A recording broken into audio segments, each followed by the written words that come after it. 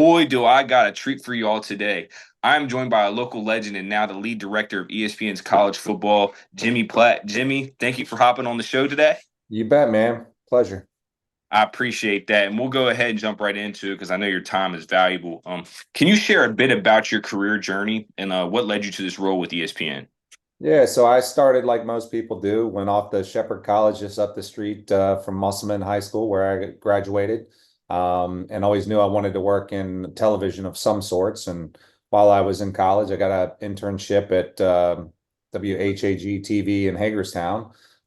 Started working, local news as a camera op, audio tech, graphics, tape, just kind of whatever they needed me to do. And then after a couple weeks as an intern, they decided to hire me on, and I was going to school and doing television at the station, for the last about 2 years, 2.5 years of college, and then got a break working for Home Team Sports, which is odd that you guys call it that now. You probably don't even know what the real Home Team Sports is, but the real Home Team Sports was the regional sports network here in Washington, D.C. and Baltimore that did all the Orioles, Capitals, Wizards at the time before Comcast Sportsnet came in the early 2000s.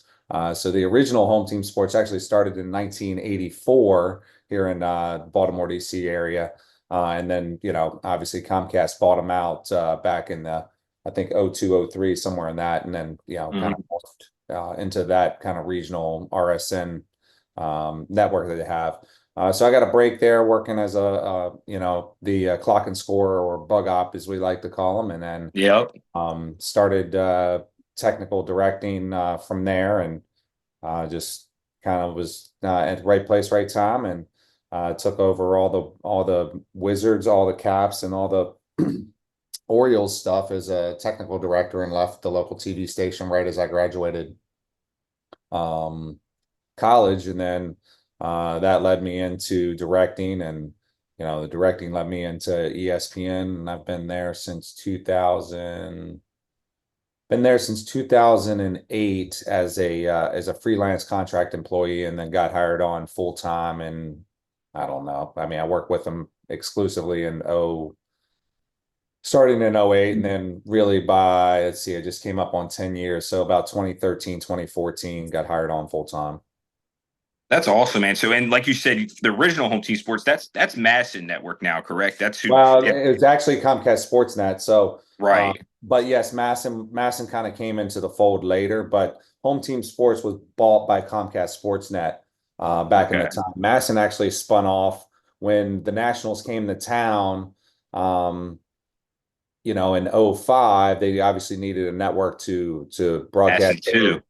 games on. So that's where Masson kind of kicked off. Ah, okay. It's really the teams doing, because the Orioles at the time obviously, had kind of started that all up, and, there's a whole bunch of crossover there. So then Masson, kind of launched with the Orioles, and kind of took off from there and morphed to the Nationals, and they were off and running.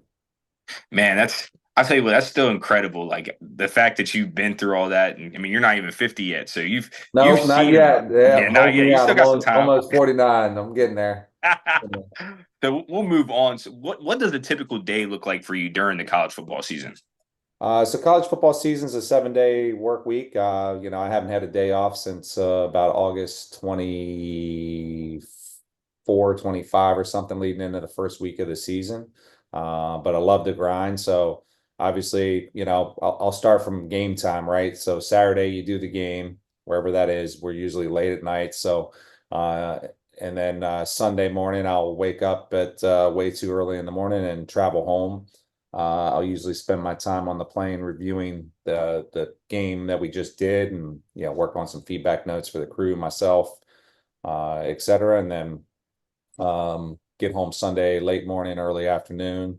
And then Monday, it's you kind of hit the ground running with, finishing up the week that you just did, and kind of putting that to bed, and then start working ahead. And then, Monday, Tuesday, Wednesday, you're doing various prep work to prepare yourself for the next game that you have on Saturday. Thursday, I get on a plane and fly to whatever city we have. I'll go through a site survey when I land on Thursday afternoon at whatever stadium we're at, and just make sure all our camera locations and some logistical stuff is all buttoned up. Friday, we have what's called a set day where we set all our technical gear, make sure everything is working. Some around the trucks all day on Friday and in meetings with the home team. And then Saturday, we wake up and have a production meeting in the morning, and then we're on site usually around noon or 1 o'clock, and then games at 7:30 largely most weeks for me.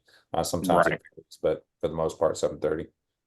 And that's so cool. I mean, obviously, you're the lead director for the college football, so I'm assuming you work directly with like Lee Corso, Kirk Herbstreit, Pat McAfee, correct?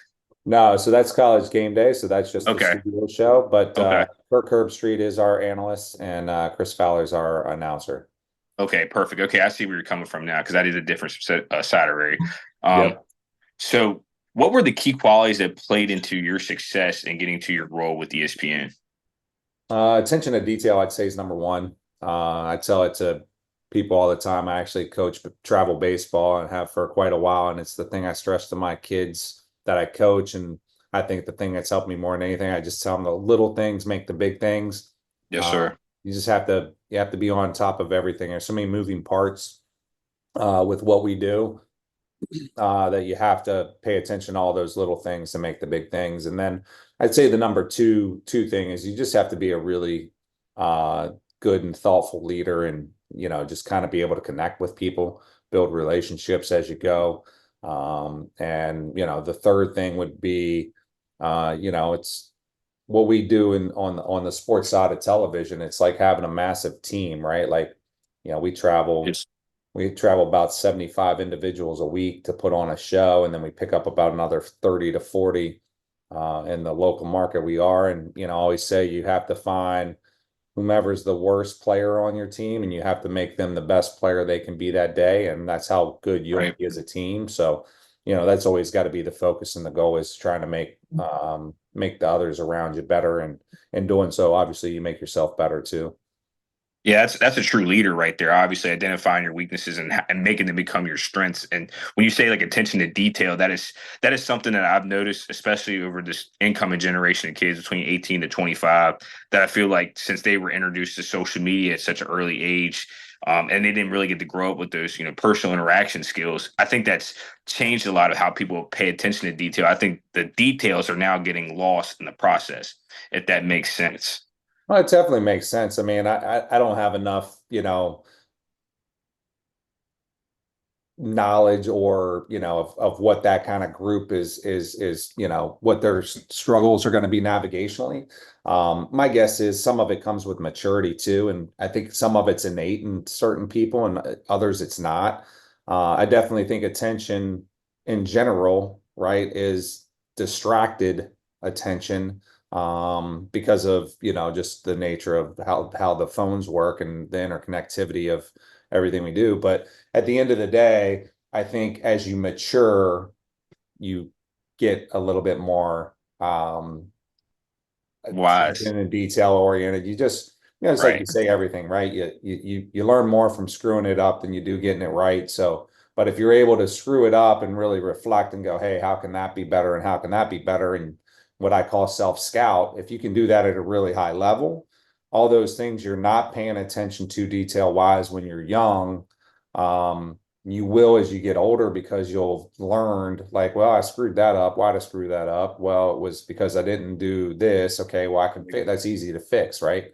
So it's really upon a individual's effort, as I would say, to really look at themselves hard and try to figure out, hey, if you want to be successful, like the real key to being successful is pretty simple, right? Like you just need to be your hardest critic. Right. And if you Right. can do that, then you can find success in whatever that may be. Yeah, I mean, self-critical is so huge and like having that of self-awareness of where you need to improve on. And I like what you said, you learn more from any mistake you've ever made than you learned from, from your wins. And that was, Coach Vasil, around, you didn't know him. He's Musselman's coach, a basketball coach at the time. He always said you learn more from your losses than any wins in life. And I take that day by day, and it's been almost 10 years since I graduated. But we'll move on. I know we kind of got a little tyrant there. We'll go with how does ESPN decide which college football games to broadcast, especially with so many each given Saturday? Well, I mean, we're lucky, right? We have a plethora. Our catalog is deep, and that just obviously helps. But how they go, all right, this is going to be here, that's going to be there, that's going to be there, all that sort of stuff. They've done things long enough to know what matchups are going to be the highest rated, and then you're placing those highest rated games in certain windows or time slots that most people are going to watch, right? Like why is prime time always the number one slot usually? Well, most people are home in the evening. Of course. If it's a Saturday during the day, some people are out with their kids doing sports or whatever they have. So that evening slot is always, I shouldn't say always, but almost always going to draw the most viewership,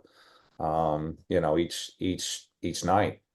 Yeah, about 95% of people are off, between 7:30 and 10:30. Obviously, you have evening shift workers, but that is when everybody's at home gathered around, having their pizza and wings, watching the game. I mean, my childhood memories are filled up of watching, college football on Saturdays and then watching NFL on Sundays. And I know you used to work with Monday Night Football, correct? You did that originally. Can you? Yeah, I did that. I mean, I started out like when I started doing football actually for ESPN in '08 was high school football. Then I went from high school football to college football. Did that for several years. Then I went to Monday Night Football, did that for 4 years, and then came back to lead our college football coverage. This is my second season. Okay, all right, that makes sense. So basically, you're a travel baseball coach, but you've been around the football side for so long. Which one is your favorite sport and why? I'd say college football is my favorite. There's nothing like the pageantry and the atmosphere. It's the closest thing to international soccer and soccer Right. on the biggest stage. Like the fans are just bananas, and they just allow you when it's that the atmosphere is that electric. It just allows you to paint a unique picture that some other sports just don't have.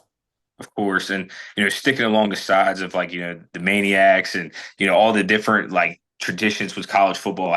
How do you balance the coverage of like top ranked blue bloods compared to like showcasing smaller programs or emerging stories?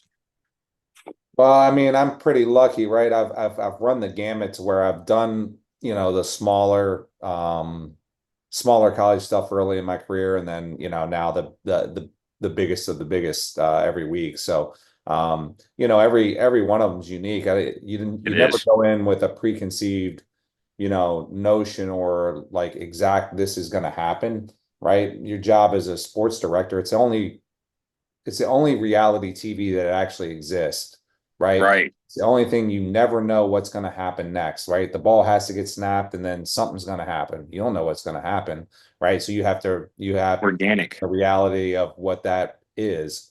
So it allows each one of those experience, whether it's a mid-level college, you know, mid D1, high D1, it just every one of them, you're going in there with a plan and then you're executing whatever the reality actually plays out. Okay, no, that makes sense. Like you said, it's football is so organic. And, most college sports are, and all sports in general are, and I think that's what you say when it's the true last version of reality TV, and it's the most beautiful form of it. So, with that being said, with the rise of other streaming services, how has ESPN's approach to basic viewership and college football coverage changed? Um, that's probably a question better suited for someone in our programming department, right? Like I think, kind of from my lens, right, what I've seen us kind of morph to and think about is like, you know, the motto is, to serve sports fans anywhere and everywhere, right? Like Right. and I think they've done a tremendous job of that between what we're able to deliver when you turn on your TV to maybe if you're just grabbing your phone and you need scores updates or little highlights, or, hey, if you just want to watch a game and you're on a phone or an iPad anywhere you may be because you can't be at home right now, well, you can sit and watch it just as if you were at home. So they've just been able to create a tool set that just goes, all right, how do you want to do it? You figure out what works for you, and we'll have an option for you to view it. Okay, no, that makes sense. I see exactly where you're coming from for that. And what do you see as the biggest challenge facing college football today?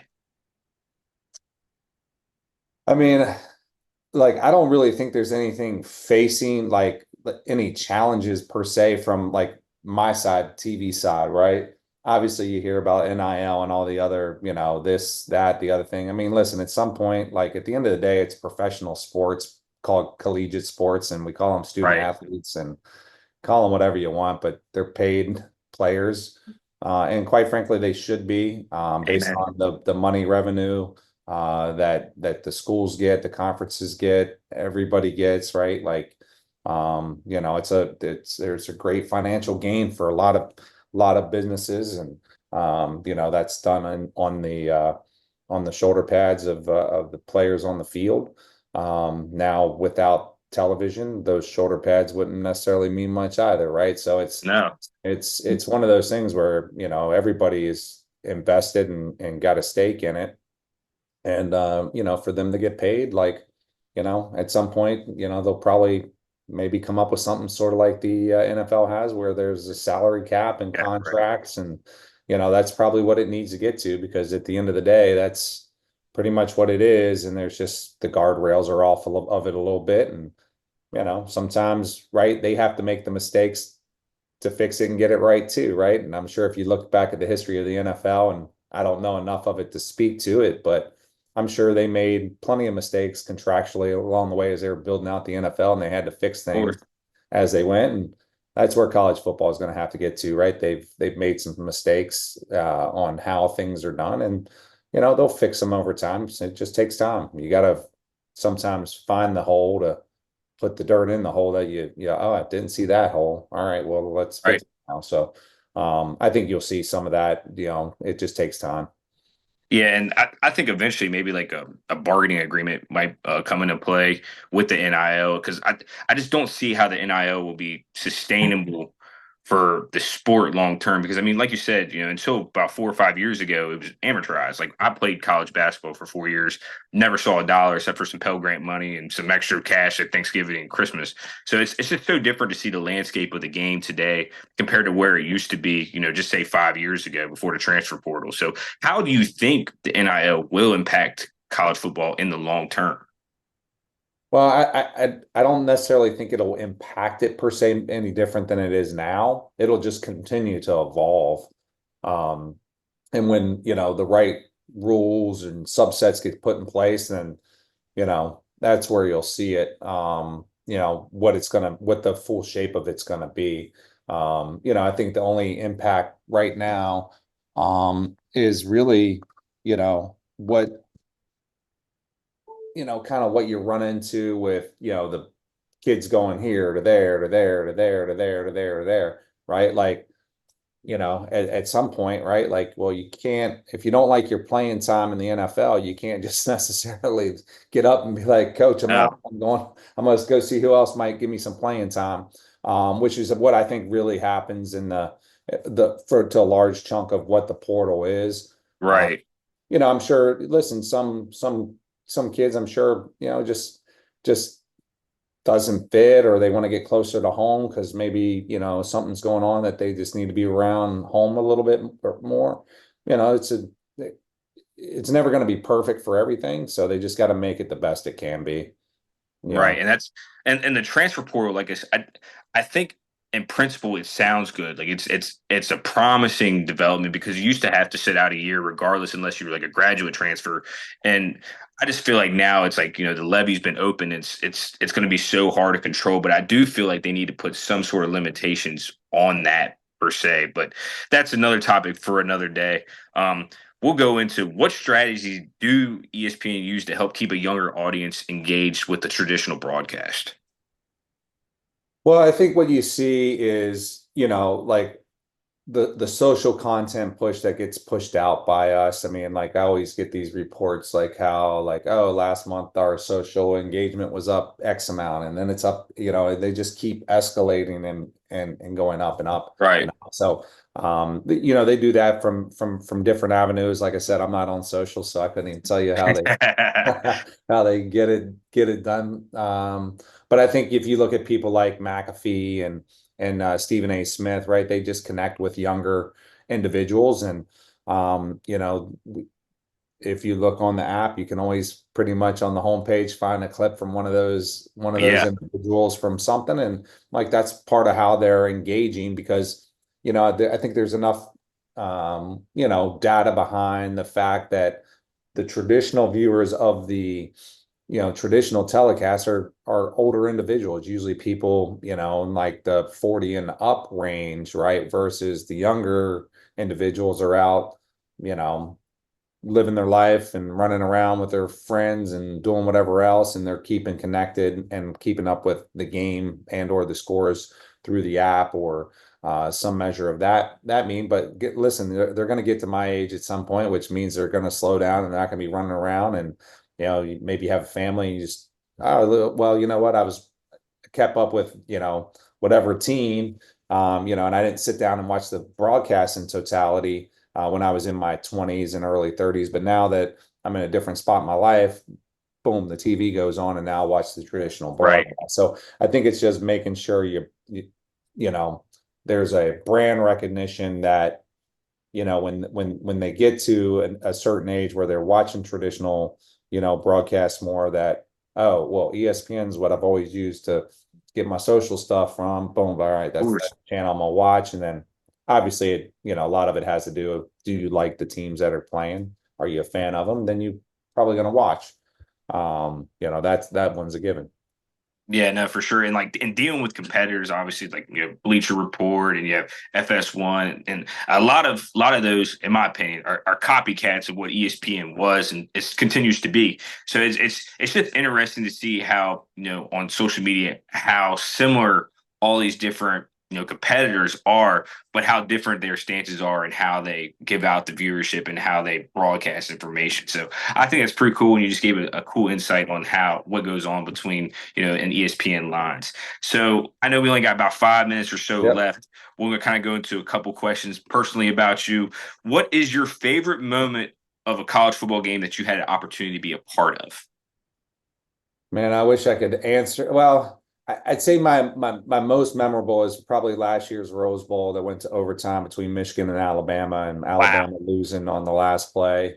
But there, I mean, there's so many like great things. Like that would be the best um kind of game moment. But to be honest with you, what makes my job the best is being able to travel around the country with some individuals that are just great people that I enjoy their company. And that's usually the most memories I have are actually the dinners or Right. that happens on site or some sort of thing, grabbing a beverage after a game. Those are the best times.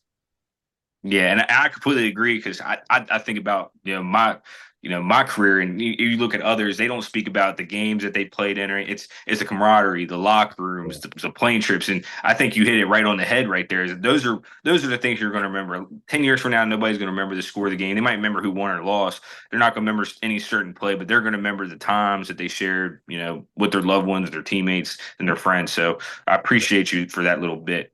Are there any major changes or trends that you're excited about for the future of college football? I don't really think so. There's nothing that I see right now on the horizon. I mean, I think hopefully we get more access with drone on field coverage, That'd be um, super dope. which I think is where the next big tech that needs to happen. And there's just some legalities with the drone flying over top of people and some other things. But Right. I think that that'll help kind of give us a different vantage point that we haven't had for a long time. But I don't really think the framework of what you watch will never drastically change because the framework of how it's viewed and digested I think we have a phenomenal handle on what works best overall. Okay, and I know you're not too excited, but this year is the first year of the 12-team college football playoff. So I feel like we've never had a cast or a viewership going like that. It used to be only two teams, then went up to the 14 playoff back in 2013 with I believe it was Oregon and Florida State who played in that originally, and that was before you moved over to the college football side. What do you feel, or how do you feel that this new 12-team playoff is going to affect how we move forward in college football? Well, I think it's phenomenal and electric, right? Like if you look at college football right now, there's about 20, probably 22 to 26 teams right now that know they have a chance to still play in it, right? Right. What Crazy. does that mean? That means the games are more competitive. That means the play is better. That's just like, you're not just playing to play the game to maybe play in your conference, whatever, and you're not going to see the light of day, but you have a viable option versus, it used to just be four. And then once you start playing those games, it's just going to be electric, right? Like everybody loves March Madness, right? Well, it's because win or go home, and you know, you might just see somebody make a run that, is maybe let's say they have Cinderella. a 11th seed or 12th or whatever it is, and they just make a run. It just creates a good buzz, and that part is great for the game, without a doubt. Yeah, and like you said, because the first four seeds, obviously the Power Four conferences, the champion of those will get the bye. But I think 5 through 12, where they're going to have the home playoff game, essentially, that's going to be the craziest atmosphere some of these schools will ever see. I cannot wait. I Oh cannot yeah. wait. I'll be on one Saturday night at 8 o'clock. I can't wait. Oh yeah, I guarantee you that's going to be fun, and I appreciate you, Jimmy, again. And this is just the last question I have for you. What advice would you give to young professionals aiming to work in the broadcasting or media realm? First thing I would say is, get on your details, pay attention to them, right? That's the number one thing you can do is like, just show how detail oriented you can be. Try to learn everything that you can, right? I think one of the things that's helped me in my career is I've done just about every role in television, at least from the technical side of it up to obviously the production side of it as well. So it's just given me a very broad sense of what other people's jobs are because I've done a good chunk of those.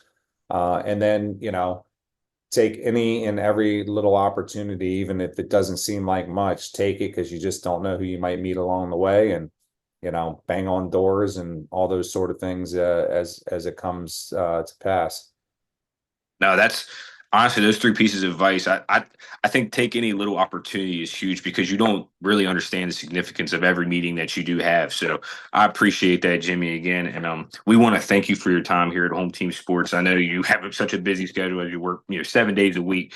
So I just want to give you a shout out. Thank you again, Musselman High School graduate and Shepherd College, now university Now graduate. university, right? Yeah. Yeah, I just got a college degree, not a university degree. It's worked out all right.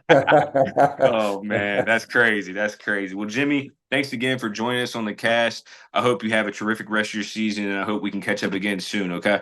Absolutely, Andrew. Appreciate it, man. All the best. Yeah. Well, all the best to you, my friend. Bye bye. All right, thanks.